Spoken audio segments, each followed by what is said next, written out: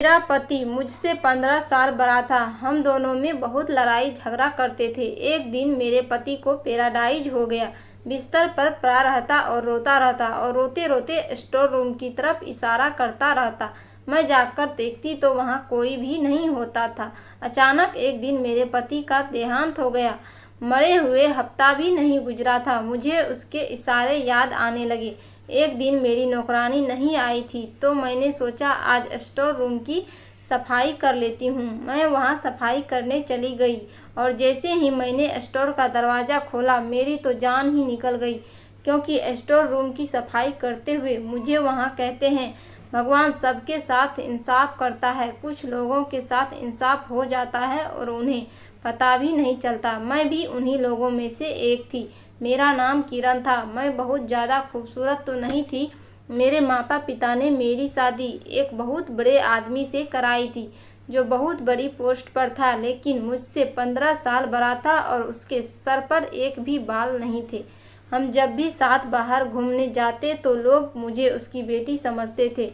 उसने मुझे कहा कि ज़्यादा खाना खाया करो ताकि मेरा भी वज़न बढ़ जाए और मैं भी उसके जितनी उम्र के लगने लगी। मैंने मजाक में एक दिन कह दिया, आप अपना वज़न कम क्यों नहीं करते? उससे गुस्सा आ गया। उसने मेरे गाल पर जोरदार थप्पड़ मारा। अब हमारी शादी को हफ्ता भी नहीं हुआ था कि उसने मुझे इतनी ज़ोर से मारा कि मैं ज़मीन पर गिर गई।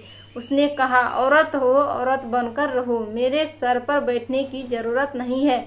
अच्छी तरह से जानता हूँ तुम, और अगर तुम्हें काबू में न रखा जाए तो तुम्हें पता नहीं क्या करोगी। यहाँ इस घर में तुम मेरा ही खाती हो, मैं ही तुम्हारे लिए सब करता हूँ। तुम्हें कोई हक नहीं मेरी मजाक बनाने का। मैंने कहा, मैं मजाक नहीं बना रही थी, लेकिन उसने मेरी इतनी सी बात का बुरा मान लिया और बहुत दिनों तक मुझे ताने देता रहा।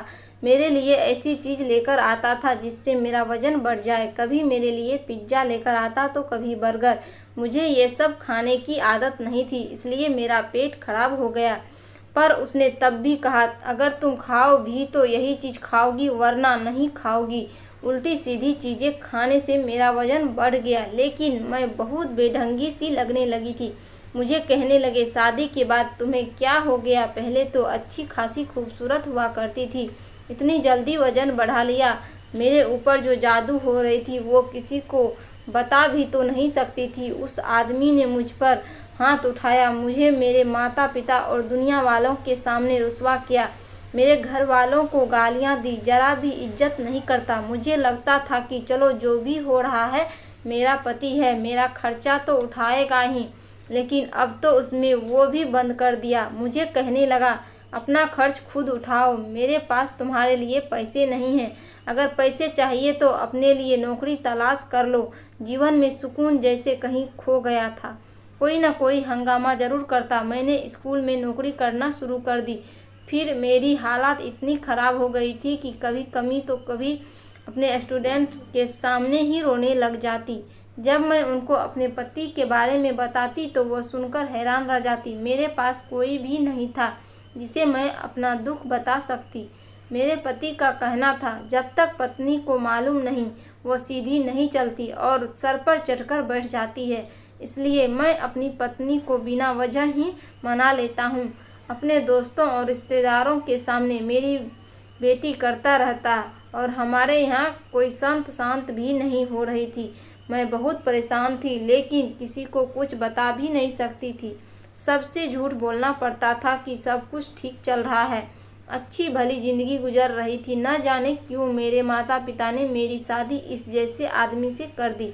मैं हर तरह से कोशिश करती कि मैं उसे पसंद आ जाऊँ। उसकी हर पसंद नापसंद का ख्याल रखती हूँ। जो भी कहता मैं वही करती, उसकी हर बात मानती। लेकिन मैं उसकी बात मानो या ना मानो, उसे मुझ पर गुस्सा आता रहता था। कभी कभी तो मुझे लगता था कि वो किसी और को करता है या कोई और बात है जिसका गुस्सा वो मेरे ऊपर उठाता है, क्योंकि मुझ पर गुस्सा करने के बाद वो अपने दोस्तों के साथ बाहर चला जाता, उनके साथ घूमता फिरता, हंसी मजाक भी करता और बहुत खुश रहता था। उसके दोस्त भी हमारे घर आ जाते थे और जब उनके दोस्त हमारे घर आते तो मेरा सारा दिन खाना पकाने में ही निकल जाता। फिर भी मैं उससे कुछ नहीं कहती, सोचती शायद अब वो खुश हो जाए, लेकिन वो तो किसी हाल में खुश रहने वाला ही नहीं था। मुझे समझ नहीं आ रहा था कि ये सब क्या हो रहा है मेरे साथ। कभी तो लगता कि मुझे किसी की नज़र लग गई है या किसी ने मेरे ऊपर काला जादू करा दिया है, क्योंकि जो कुछ भी मेरे साथ हो रहा था वो सब समझ से परे था। मेरी भतीजी ऑफिस में काम करती थी, वहाँ खूब रिश्वत ली किया करती थी, नई से नई गाड़ियाँ, मोबाइल बदलता रहता, अपने लिए अच्छी से अच्छी चीज़ लेकर आता, अपने शौक़ पूरे करता, लेकिन उसे मेरे खर्चे का जरा भी ख्याल नहीं था। मैं अपने सारे खर्चे खुद पूरे करती तो हम अपने मोहल्ले में भी मशहूर हो गए थे कि ये लोग बहुत लड़ते और हमारी लड़ाई भी ज़्यादा ही हुआ करती थी। लेकिन एक दिन तो हद ही हो गई जब उसने मुझे बिना वजह ही लड़ना शुरू कर दिया। मेरे पति ने ज़ोर ज़ोर से चिल्लाना शुरू कर दिया। उसने कहा, मैंने तुमसे कहा था आज मेरे लिए अच्छा खाना बनाना और तुमने दाल बनाकर रख दी। मैंने कहा अगर अच्छा खाना हो तो उसके लिए पैसे भी दे देना। मेरे पास पैसे नहीं हैं और अभी मेरी सैलरी नहीं मिली है।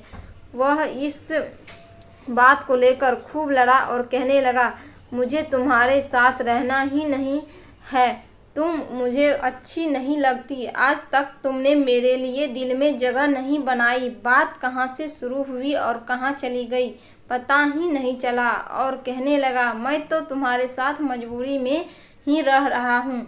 वह बहुत ज़्यादा चीख रहा था और गुस्से में था, जिसकी वजह से उसका बीपी बढ़ गया और उसको दौरा पड़ गया। मुझे समझ नहीं आ रहा था कि मैं क्या करूं। रात का समय था। मैं उसे हॉस्पिटल लेकर गई। डॉक्टर ने कहा, आपने आने में देर कर दी, आपके पति को पैरालाइज हो गया है, अब ये चल सकते हैं और ना बोल सकते हैं, इनका पूरा शरीर बेकार हो गया। मैं बस ये अपनी दोनों आंखें और 3-4 उंगलियां ही हिला सकते हैं। मेरे पति ने गुस्सा किया और उस गुस्से में आकर अपने ही नुकसान कर लिया। गुस्से की वजह से उनका बीपी हाई हुआ और हार्ट अटैक आ गया। हफ्ते भर हॉस्पिटल में रहे, फिर घर आ गए। जब मैं ही उनका ख्याल रखा करती थी, वह बोल भी नहीं सकता था और ना ही हिल सकता था, लेकिन उसे अपने किए पर कोई भी अफसोस नहीं था। मैं भी इन सब से खुश नहीं थी। वह जैसे भी था मेरा पति था। मैं नहीं चाहती थी कि उसके साथ कभी ऐसा कुछ हो। एक पत्नी कभी भी अपने पति का बुरा नहीं सोच सकती, चाहे जैसा भी हो। अब तो हमारे घर में पैसों की भी परेशानी होने लगी। मैं नौकरी भी करती, घर का काम भी करती और उसे भी संभालती। अब उसकी आंखें बदलने लगी थी। वह सोचने लगा था कि मेरी पत्नी के साथ मैंने इतना बुरा किया, उसे मारा पीटा, उस पर गुस्सा किया, अब भी वो मेरा इतना ख्याल रखा करती है, मेरी खिदमत कर रही है। एक दिन मेरे पति ने मुझे अजीब सा इशारा किया। मैं समझी नहीं कि वह क्या कह रहे हैं। उसने अपनी उंगली से इशारा किया था। मुझे लगा कि वो कुछ कर रहा है, उसे बाथरूम जाना है, मुझे भूख लगी है। लेकिन आज उसने तो इशारा किया वो अलग था। वो स्टोर रूम की तरफ इशारा कर रहा था, लेकिन इसका मतलब यह नहीं था कि उसे स्टोर रूम जाना है। मैंने उससे पूछा, क्या हुआ, आप रूम की तरफ इशारा क्यों कर रहे हो, क्या आपको स्टोर रूम जाना है? तो उसने मना कर दिया। मैंने घर में एक नौकरानी रख ली थी, लेकिन मैं आधे दिन घर में नहीं रहती थी और अपनी नौकरी पर भी नहीं छोड़ सकती थी। अगर मैं नौकरी नहीं करती तो घर का खर्चा कैसे चलता, इसलिए मैंने नौकरानी को रख ली। ऑफिस वाले हिसाब भी क्लियर कर दिया और वह नौकरी पर भी नहीं जा सकता था, इसलिए उनकी तनख्वाह भी आनी बंद हो गई थी और जो अभी तक की तनख्वाह और फंड है उनको मिलने में थोड़ा टाइम लगेगा। जब मैं उनको फ़ोन करती तो वो कोई और बहाना बना लेते। पैसे भी हमें नहीं मिल रहे थे और मेरे पति का काम ऐसा था, उसे बहुत लोग जानते थे और उससे डरते थे। उसके दस्तखत किए बगैर फाइल पूरी नहीं होती थी, इसलिए उसे लाखों रुपयों की रिश्वत भी देते थे। उसे कुछ रिश्तेदार भी थे जो पहले तो पैसों के चक्कर में उसके आसपास रहते थे, लेकिन जैसे ही उनका बुरा समय आया सबने साथ छोड़ दिया। अब उसे एहसास हुआ कि मेरे बुरे हाल में मेरी पत्नी ही मेरे साथ है। वह रोज़ रात को स्टोर रूम की तरफ इशारा करता और रोता रहता। उसे देखकर मुझे रोना आ जाता, क्योंकि मुझे उसकी ऐसी हालत देखी नहीं जा रही थी। शादी को 5 साल हो गए थे और इन 5 सालों में उसने मुझे चैन की सांस लेने नहीं दिया। हर रोज़ मेरा खून जलता था। बहुत तकलीफ़ दी है उसने मुझे, लेकिन मैंने माफ़ कर दिया। शायद उसको उसके लिए की सज़ा मिल गई थी। मैं उसे और सज़ा नहीं देना चाहती थी। वो सोया रहता था और बार बार इशारा करता। मैं उसके इशारों पर जाकर देखती, लेकिन मुझे वहाँ कुछ नहीं मिलता। न ही उसकी कोई चीज़ वहाँ थी और न ही कोई ऐसी चीज़ थी जो उसे चाहिए हो। अब बार बार इंसान एक ही तरफ इशारा कर रहा है, इसकी यही मतलब है कि कोई बात है, लेकिन मैं समझ नहीं पा रही थी। एक दिन उसकी कजिन हमारे घर आई और हैरत की बात यह है कि वो उससे तो नहीं मिली, लेकिन रूम से अजीब गरीब बातें करने लगी। कहने लगी, तुम्हारे पति की तनख्वाह और फ्रंट के पैसे कम मिलेंगे। मैंने कहा, पति नहीं, मैं तो रोज़ फ़ोन करती हूँ, वो लोग कुछ न कुछ बहाना बना देते हैं। कहने लगे, बहुत सारे पैसे होंगे ना, तुम इतने पैसों का क्या करोगी? मैंने कहा, अपने पति का इलाज करवाएंगे, हो सकता है दूसरे शहर में इनका इलाज हो जाए। तो उससे पूछने लगी कि कहीं तुम्हारे पति ने दूसरी शादी तो नहीं कर रखी थी? मैंने कहा, मुझे नहीं पता, लेकिन वो मुझे अपने पैसे नहीं देते थे। बोली, तब तो ज़रूर इसने दूसरी शादी कर ली होगी। मैंने कहा, अगर ऐसा होता तो वो औरत अभी तक यहाँ आ गई होती, लेकिन मेरे पति ने मुझे ऐसा कुछ नहीं बताया और न ही उनसे कुछ मुझसे छुपाकर दूसरी शादी की है। उसने कहा, तुम झूठ बोल रही हो, इसकी सारी दौलत तुम्हारे पास ही है। ये कई लोगों से लाखों रुपये का रिश्वत लेता था, तुम्हारे ऊपर ही उधारता होगा, तुम्हारे नखरे देखता होगा। मुझे भी गुस्सा आ गया। मैंने कहा, देखो, मैं खुद नौकरी करती हुई, सर्दी हो या गर्मी हो या मेरी तबीयत खराब हो, मैं ज़रूर से ज़रूर अपनी नौकरी पर जाती थी। महीने में 30 दिन अपना खाना पकाने के बाद मुझे 30,000 रुपये मिलते थे और वो भी घर के काम में ख़त्म हो जाते। तो तुम्हें उसके पैसे चाहिए तो खुद तलाश कर लो। उसके पैसे भी, उसकी दूसरी पत्नी भी अगर मिल जाए तो मुझे भी बता देना। उसने कहा, तुम बहुत धीमी हो और तुम्हारा पति भी ऐसा ही था, इसलिए आज इस हाल में पड़ा है। तुम देखना कहीं तुम भी इसी हाल में न पहुंच जाओ। आज वो लोगों का मोहताज है, कल तुम भी मोहताज न बन जाओ। बड़े, अगर ऐसा हुआ तो तुम्हें दोनों का ख्याल कौन रखेगा? तुम तो तड़प तड़प कर भगवान को प्यारे हो जाओगे। मैं उसकी बातें सुनकर हैरान रह गई। सोचने लगी, कैसी दुनिया है, ये लोग किसी की भी हाल में आपको नहीं छोड़ते। मैंने उससे अब भी तमीज़ के साथ कहा कि तुम यहाँ से जा सकती हो। फिर वो चली गई। मैंने सब बात अपने पति को बताई। वो सुन भी रहा था, समझ भी रहा था और रो भी रहा था। वो मुझसे शायद बातें करना चाहता था, लेकिन अब वो बोल नहीं सकता था। अगले दिन मैंने डॉक्टर से चेकअप करवाया तो डॉक्टर ने भी यही कहा कि इनके ठीक होने की उम्मीद बहुत कम है। अभी तो ये ऐसे ही रहेंगे, आगे भगवान की मर्जी है। लेकिन अगर आप चाहो तो किसी डॉक्टर को दिखा सकती है या किसी और शहर ले जा सकती है। डॉक्टर हर माह आकर चेक करते थे, लेकिन कोई अच्छी खबर नहीं मिल रही थी। बस मेरा पति बाबा स्टोर रूम की तरफ इशारा करता रहता और मैं समझ नहीं पाती कि वो क्या कहने की कोशिश कर रहा है। यूं ही रोता रहता। डॉक्टर कहते, अगर ये रोते रहेंगे तो इनकी आंखें खराब हो जाएगी और दवाइयाँ भी असर नहीं करेगी। मैं उन्हें समझाती और कहती कि आप रोया न करें, सब्र करें। एक दिन जब सवेरे में उसको जागने गई तो मैंने देखा कि वो जाग नहीं रहे थे। तब मुझे एहसास हुआ कि वो इस दुनिया में नहीं रहे। मेरे पैरों तले ज़मीन निकल गई। मैंने डॉक्टर को बुलाया। उन्होंने कहा, इनका देहांत हो चुका है और इनके लिए यही अच्छा हुआ, क्योंकि ये जीने की उम्मीद छोड़ चुके थे और बहुत तकलीफ में थी। अच्छा हुआ इन्हें भगवान ने बुला लिया। मुझे ये सुनकर बहुत ही सदमा लगा और मैं रोने लगी। वो जैसे भी थे आखिर मेरे पति थे। उन्होंने मेरे साथ कुछ भी किया हो, लेकिन उन्हें भी जीने का हक था। मैंने पूरी इज्जत के साथ उसका क्रियाक्रम किया। मैं कुछ समय नौकरी पर नहीं गई। मैं घर में ही रहती और मेरे साथ घर में एक नौकरानी रहती थी। वहीं घर का सारा काम करती थी, खाना बनाना, सफाई करना, कपड़े धोना। मेरे पति के देहांत के बाद मेरा किसी काम में मन नहीं लगता। एक दिन किसी ने दरवाज़ा बजाया और मुझे नौकरानी ने आकर बताया कि मुझसे कोई औरत मिलना चाहती है, उसके साथ बच्चे भी हैं। मैंने कहा, क्या नाम है उसका? उसने नाम बताया। मैंने कहा, मैं इस नाम की किसी औरत को नहीं जानती थी और ना ही उसके बच्चे को। मैंने कहा, कौन है आप? उसने कहा, मैं तुम्हारे पति की दूसरी पत्नी हूँ और वो मर गया है। मैं अपना और अपने बच्चों का हिस्सा लेने आई हूँ। तुम्हारे पति ने 3 साल पहले से छुपकर शादी कर ली थी और 3 साल में मेरे 2 बच्चे भी हैं। अब मैं अपना हक लेने तुम्हारे पास आई हूँ। जब मैंने यह बात सुनी तो मुझे उस औरत का ख्याल आ गया जो उस दिन हमारे घर पर आई थी। इसका मतलब वो गलत नहीं कर रही थी और इनके बाकी के रिश्तेदार भी यही सोचते थे। मैंने कहा, तुम्हें शर्म नहीं आई एक शादीशुदा आदमी से शादी करते हुए? उसने कहा, इसमें मेरा क्या कसूर है? तुम्हें पसंद ही नहीं करता था, तुम उसे अच्छी नहीं लगती थी और मैं खूबसूरत हूँ। वो मेरे पीछे पड़ गए और मुझसे शादी कर ली। मैंने कहा, खूबसूरत तो मैं भी थी, लेकिन उसने मुझे जानबूझकर बदसूरत कर दिया। उसने कहा, मगर ऐसा क्यों करेगा? शायद तुम्हारी किस्मत ही खराब थी। खैर छोड़ो इन सब बातों को, अब वो इस दुनिया में नहीं रहा।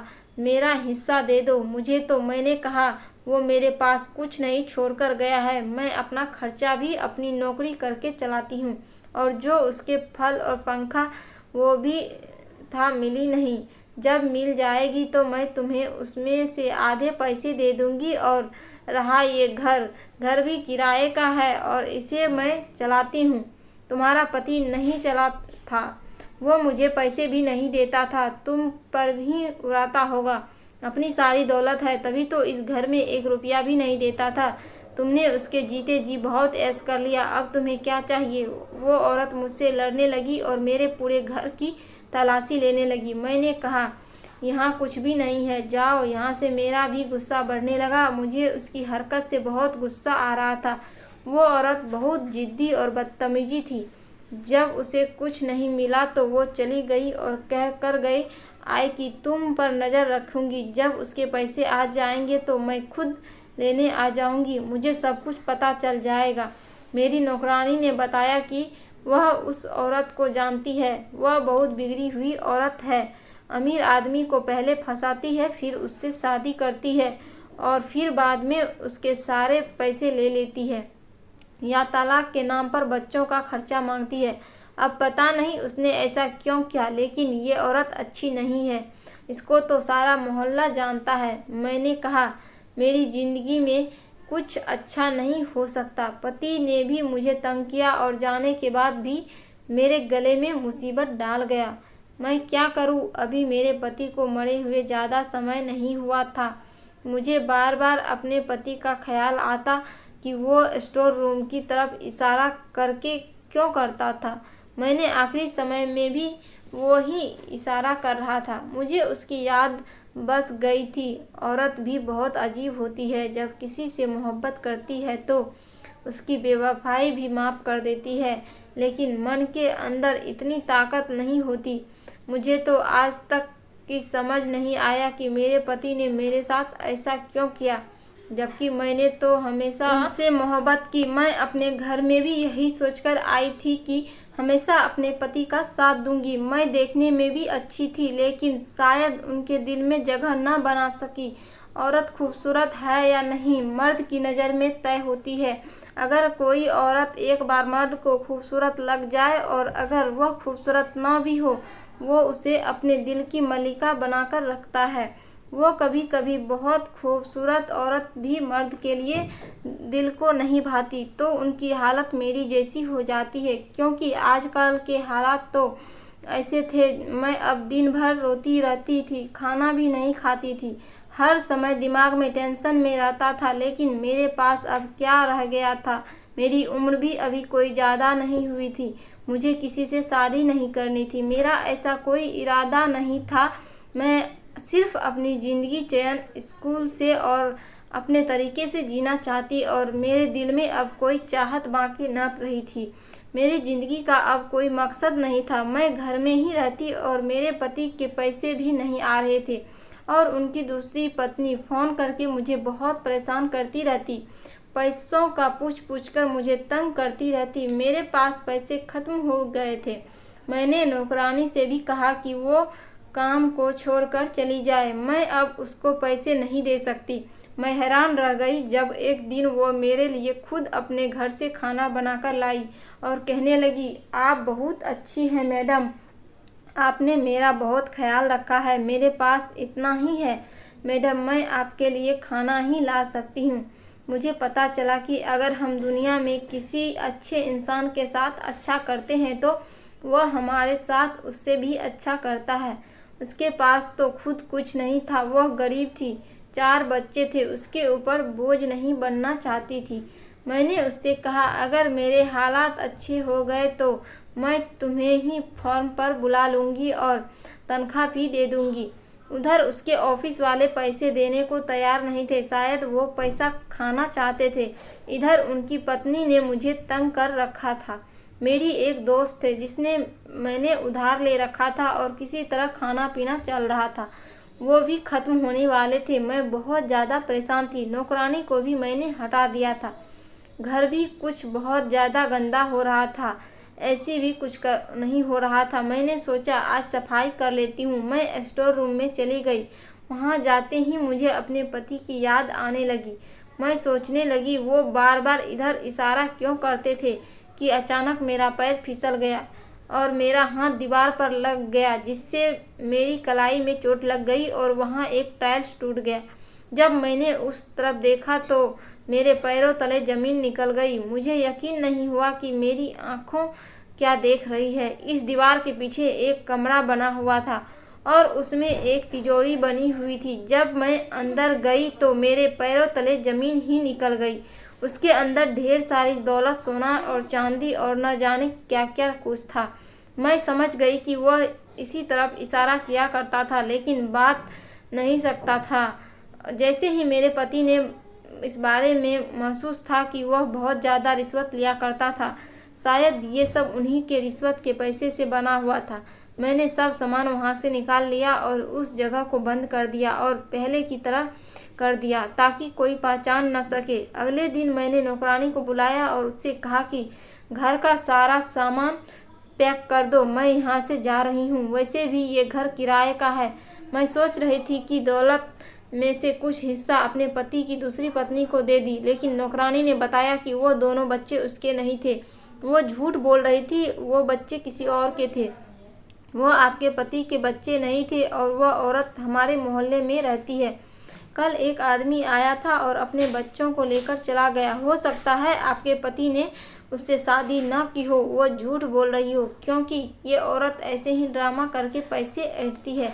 मैं खामोश उसकी बात सुनती रही। मैंने नौकरानी को उसकी तनख्वाह और कुछ पैसे दे दिए।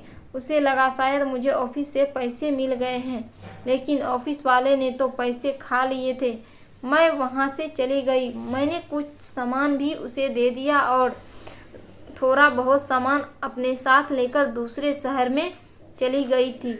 वहाँ पर मैंने नौकरी करनी शुरू कर दी। आज मेरे पास घर भी है, गाड़ी भी है और मैं अपने पति के नाम से एक अनाथ आश्रम बनवा रही हूँ, क्योंकि ये पैसे उनके ही थे, उन्हीं ने रखे थे। वे तो मुझे देना भी नहीं चाहते थे, लेकिन शायद किस्मत को यही मंजूर था, ये पैसा मुझे ही मिले थे। मैं इन पैसों से कोई अच्छा काम करना चाहती थी। ये सब सुनने में अजीब लगता है, लेकिन मेरा पति मुझे 15 साल बड़ा था। उसके इतने सालों में ये पैसे जमा किए थे, लेकिन वह इसे खर्च नहीं कर पाया। यही तो जीवन में, इसमें ऊंच नीच होती रहती है। लेकिन अब मैं किसी पर भरोसा नहीं कर सकती, इसलिए दूसरी शादी नहीं करना चाहती।